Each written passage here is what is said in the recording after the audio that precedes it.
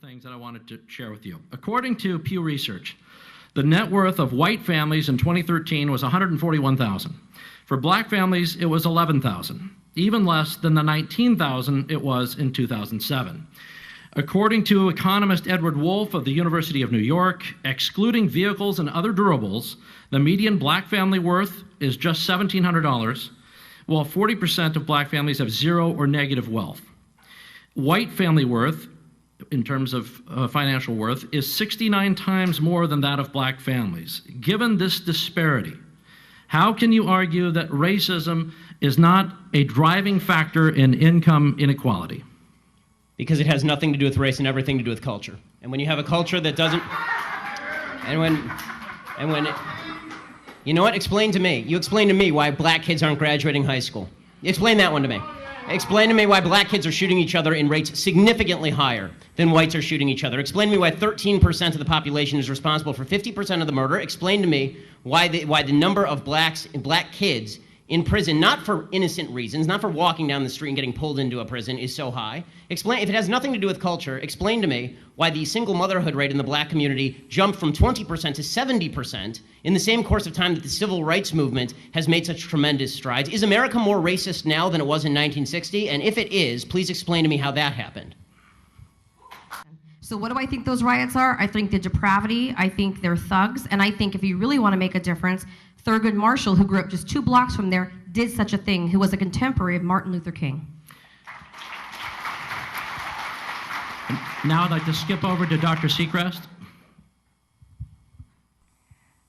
I look at the Baltimore uprisings as more than just riots, right? I hate the idea when you say thugs and riots, right? White people riot as well. When y'all win Super Bowls 2 years in a row, y'all get off the hook. Don't make it seem like it's just Baltimore getting upset.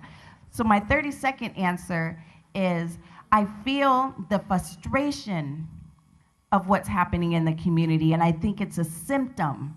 The uprisings are a symptom of a pressure that's been unaddressed for too long.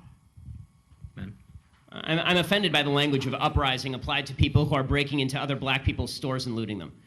This is a lack of values. And people who are destroying private property, destroying cop cars, in an uprising against what exactly? Against the black police chief, against a mostly minority police force, against the black mayor, against the black president, against the black attorney general, against against a city council that is 9 of 15 are black and all 15 are elected Democrats.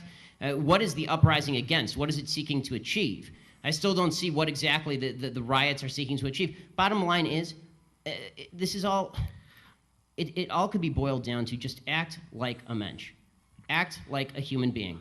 Honestly, it's not useful to riot, it's not useful to break things, it's not useful to throw rocks at people. And the idea that we're supposed to sort of correlate your level of outrage. The idea. I'm going to stick to the 30 seconds on this. The last sentence. The last sentence. Yeah. The idea that we're supposed to correlate your level of outrage with a certain level of justification. In other words, the more outraged you are and the more angry you are, the more justified you must be, is absolute nonsense.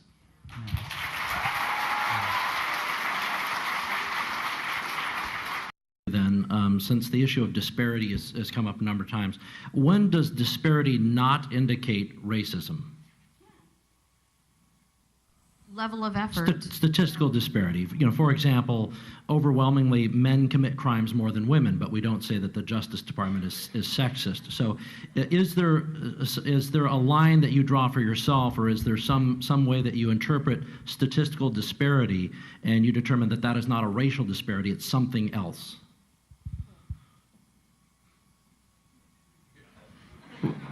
Well, we can return to it. That's okay too. Ben, do you want to? Yes.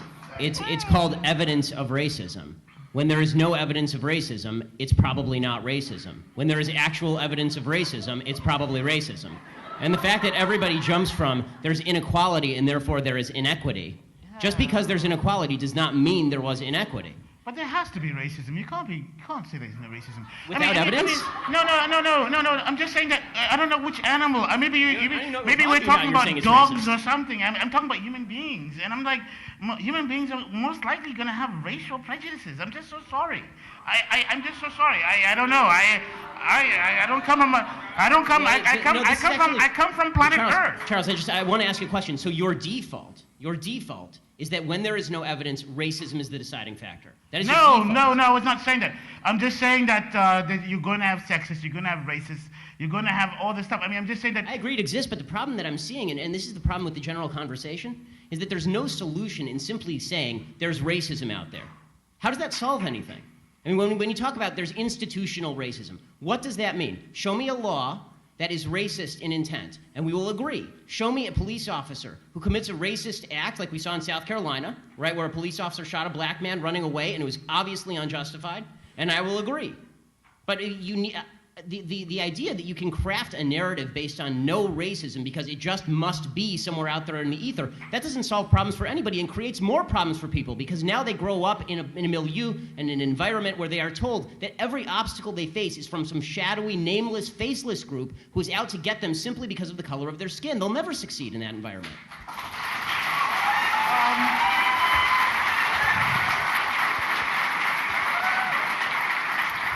You know, the weirdest thing is that actually in the black home, as I experienced it, really, there is no discussion of racism.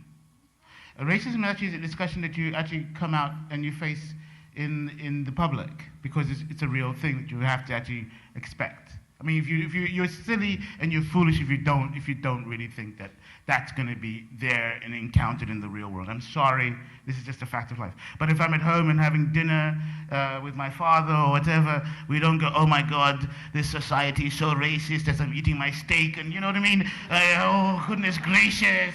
Oh, I can't bear it. My black skin's causing. I mean, no, we don't talk like that. Actually, we don't talk like that. We talk about, my God, Aunt, what's her name? Oh my God, she's got to take some pills because she's off the register. I mean, it's just like, these are the conversations we have at home. We don't have these kinds of conversations that we're having right now. At least in my childhood, we didn't have them. And I'm watching the people I knew growing up in the black neighborhood, I didn't hear anybody really talking about race when we were at the dinner table. I mean, it just didn't really pop up, unless it was an issue, it was on television, but mostly it was about family and regular life. But I disagree. I have to tell you, even in my culture, there is an underlying racism. And I know that the panel today, and especially with what's going on in America, we're talking about white on black. But I cannot wake up in the morning and not think about, intercultural racism, okay? I'm not Mexican enough. Why? Because I'm articulate and because I have straight hair and I can wear high heels. I don't have a tattoo on my neck. Yes, there is a huge problem with racism no matter if you're light-skinned or dark-skinned. Absolutely, there is intercultural racism. It's absolutely underlying. And why you may not talk about it, your grandmother will have the favorite grandkid if she's the lightest one with the good hair. That becomes the favorite grandkid in our culture. And that's, unfortunately, even within our own cultures, we tend to look upon, the color of each other's skin and how much education we have. And if my uncle has done time in jail, which, he has, then he becomes more Mexican than I am. What is up with that? I mean, it's sad, but it's true. It's absolutely true. It's like I can't eat spicy picante sauce, so I'm not Mexican enough. It's true, in every culture, whether it's Asian, black, Mexican, there is, while you may not have grown up talking about it over your, tea and toast. I mean, in my family, if you're not a doctor or a lawyer, you're not Jewish enough. enough. You're not Jewish enough. It's true. That part is true.